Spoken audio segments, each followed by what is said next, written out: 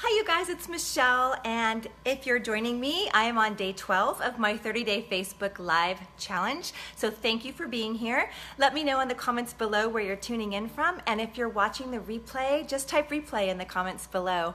Today, I just quickly wanted to come to you and talk about managing our own irritations, because this conversation came up a couple times today, so I thought I'd share it since it was fresh on my mind. You know, whether people trigger us in life or just like strike that nerve, something that they've done to us before, or maybe something reminded us of something that happened to us before. Sometimes that stuff can kind of like get our blood boiling, and we can find ourselves in a state of anger and not really understanding why. And a lot of times this happens from when people say something to us or have done something directly to us, whether it was recently or in the past. And it reminds me to just share a reminder of something simple that, you know, we can't control what people do. Like, we can't control people and their actions, but we can control our own. We can control not only how we respond to it, but how we choose to react as well, and how much we choose to let that live with us. And how long we allow that, right? So it can go on for weeks and weeks, or we can kind of recognize it for what it is and move forward. And I was reminded that today with the conversation I had with a friend of mine. You know, just really easy to get caught up in wanting to be heard and wanting to be understood and getting stuck in that complaining mode. I do it. We're human. We all do it, right? We just want to say, this has been done to us. This is how I feel about it, and I'm all angered about it.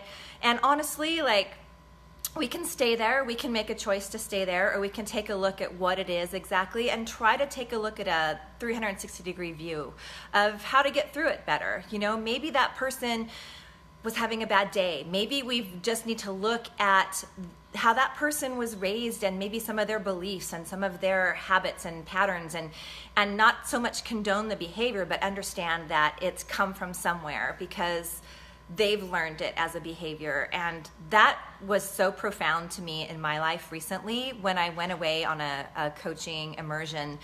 I had a lot of anger with my mom growing up. She was sick when I was really little, and she didn't always treat us really well. And we learned much later that that was something that she, I guess she couldn't control, or just didn't have the tools to control, but it really was a part of her multiple sclerosis disease. And so we grew up thinking that's just how things were. We didn't understand that there were tools we could use, because my dad was prideful. He was a prideful Italian man, and he didn't want to ask for help. And so we went for decades not knowing that there was another way around coping with what they called the queen bee syndrome, like irritations that she had. And then she would just, of course, lay it out on us, because you always tend to do that with the people that you love and hold closest. You just don't recognize that you are, right?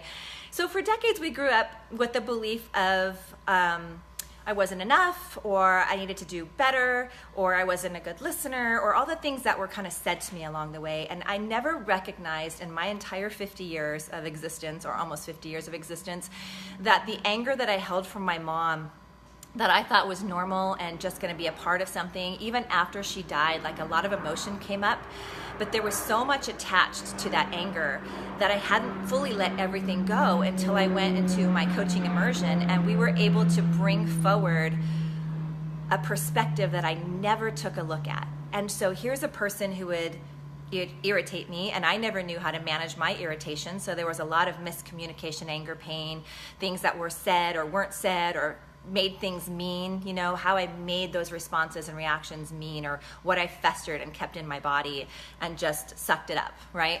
But in the end, like, I never looked at it from her perspective, even as an adult, because I was so in the anger that she was only doing the best she could from what she knew. And she was very young growing up with multiple sclerosis. She was 35 when it hit, and she became wheelchair bound. And so what that must have been like for her, to have 3 kids, trying to raise them. She was incapacitated in a way that she wasn't familiar with. She didn't know how to deal with all that emotion. She didn't have that connection and support to be able to talk about it and get it out. That's just not what we did as an Italian family. We didn't share our dirty laundry. And it was so crazy how I had tucked that away And when I was able to release that and really touch in on that emotion through some coaching exercises and really understand that's where the anger came from, that I never looked at that 360-degree view and how much it changed my perspective, and I was able to let that go, let that energy out of my body and just let it go. It was refreshing, and then it made me a little sad in a sense that I wasted so many years being in that place and not recognizing that she didn't know how to do any better, and that didn't condone how she treated us or what she did, but it made me look at it just a completely different way, and it changed that perspective so I could change my reaction, my response, my feelings towards it. And I just think that's powerful to remember. I think it's powerful to recognize, even on a small level, where those irritations are. Can you hear that? There's planes flying around.